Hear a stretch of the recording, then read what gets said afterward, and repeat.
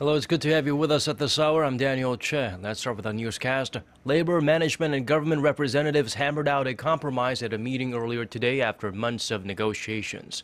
The three sides agreed in principle that companies should be allowed to dismiss workers for poor performance, but agreed the criteria and procedures must be worked out before any workers are laid off.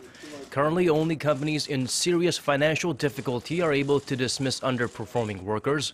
The three sides also agreed to ease labor restrictions that require companies to gain an employee's consent before changing the terms of their employment. The Korean government is seeking World Heritage status for materials related to Japan's forced labor of Koreans during the colonial era. The move is being seen as a way to counter Japan's recent bid to list several controversial wartime industrial facilities as UNESCO sites in July. Connie Kim tells us more. Korea is pushing to make the truth of Japan's forced labor of Koreans during its colonial rule known to the world. Diplomatic sources said Sunday the government has submitted to the Cultural Heritage Administration more than 330,000 pieces of material, including documents and photos on Japan's forced labor of Koreans from 1910 to 1945. The material is also reported to include general information on Japan's occupation of territory outside of Korea and Japan. The collection of material is a result of more than a decade of work by the Cultural Heritage Administration. By next month, the administration will choose 2 items that it'll apply to list on UNESCO's Memory of the World Register. It'll then submit its application to a UNESCO committee, which will make its recommendations for endorsements next summer. The move is being seen as a way to counter Tokyo's successful bid in July to gain World Heritage status for 23 industrial facilities where Koreans were forced into labor before and during World War II.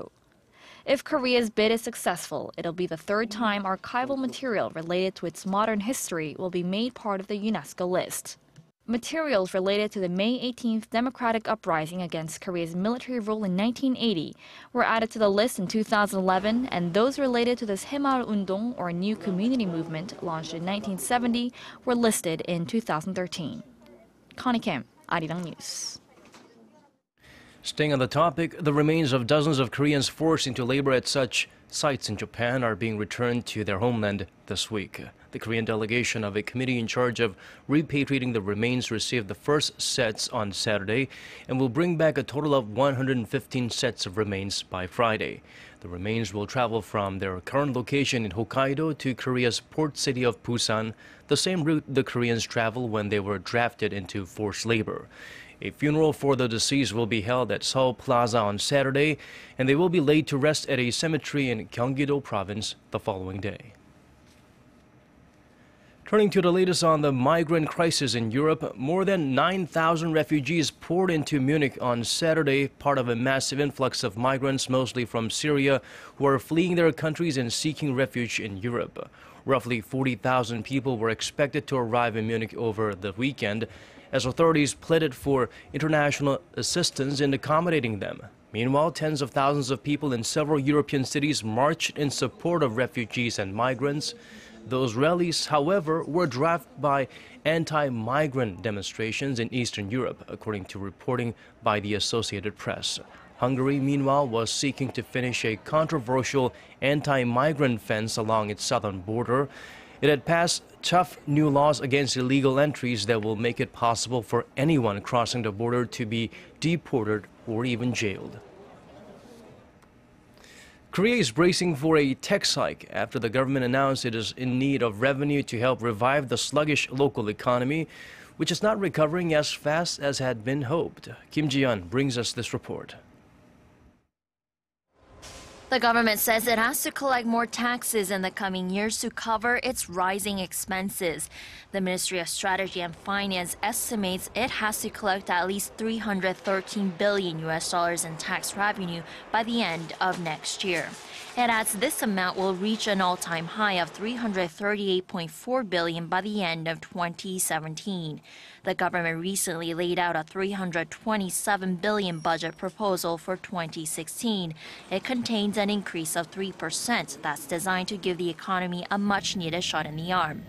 The ministry says the sluggish local economy is to blame for the sharp rise in the amount of tax revenue needed, despite a set of aggressive stimulus measures it has employed.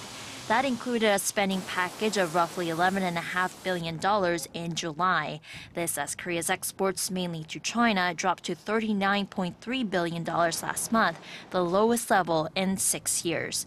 At the same time, the amount of household debt has soared, reaching a record high of more than $956 billion in June. In response, the ministry says it'll be more cautious when laying out the budget in the future. First, it'll lower its growth forecast, which serves as an important guideline for spending increases, from the current 6% range to 4.2%. It will also make it mandatory for government agencies to adopt a pay-as-you-go system, which will require them to reduce spending in advance for new projects. Kim Jian, Arirang News. Commercialization of 3D printing, smart farms, and stem cells in 3 years. That's the ambitious goal, set by Korea's Ministry of Science, ICT, and Future Planning and the National Research Council for Science and Technology. It may sound like a tall order, but efforts to make strides in these fields have been ongoing in line with the government's flagship creative economy policy. More and more conglomerates have been collaborating with the Science Ministry to get up innovation centers that focus on using smart technology in farming.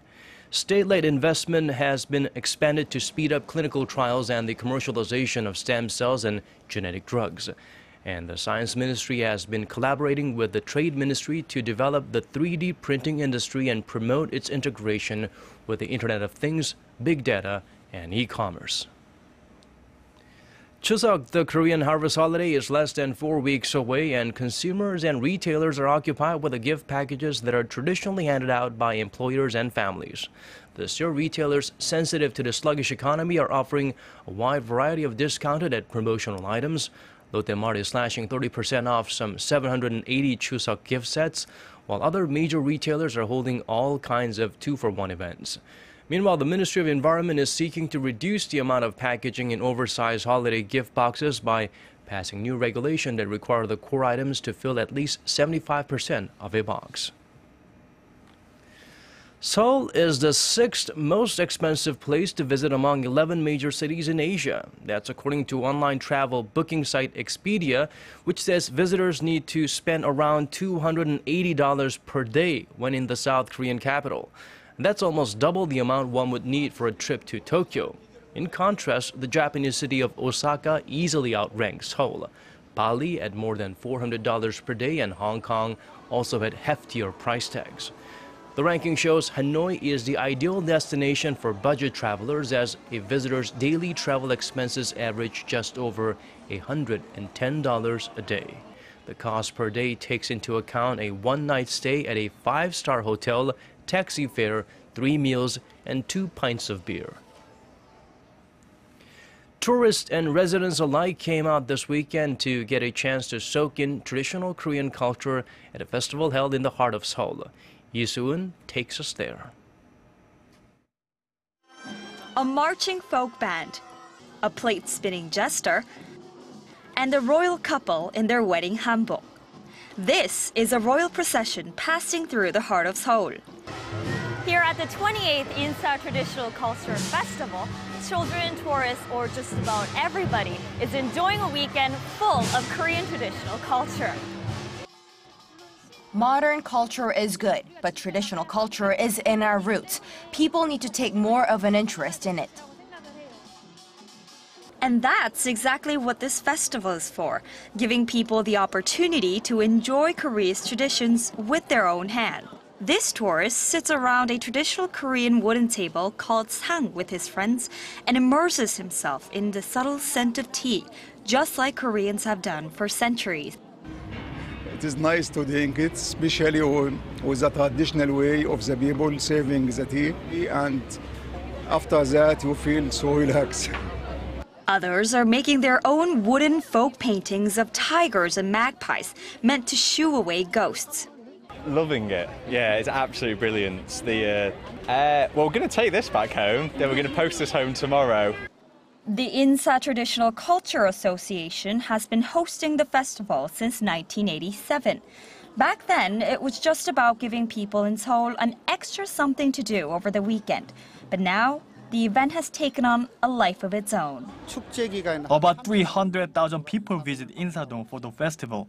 It's an event where people can understand the Korean identity. The festival wraps up on Sunday, but the spirit of Korean traditional culture will continue to flourish in Insadong. Isuin, Arirang News.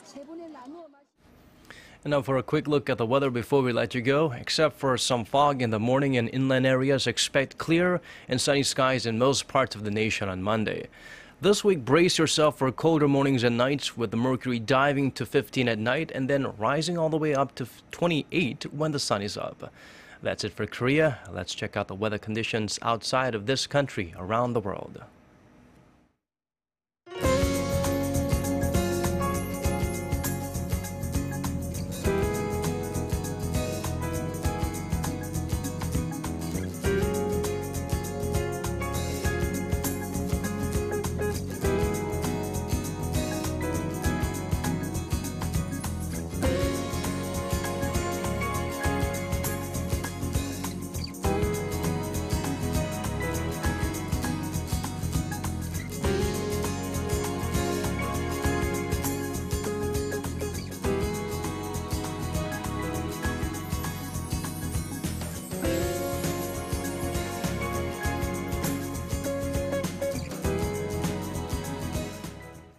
And that's it from us. Thank you for watching. Hope you have a smooth transition to your new work week.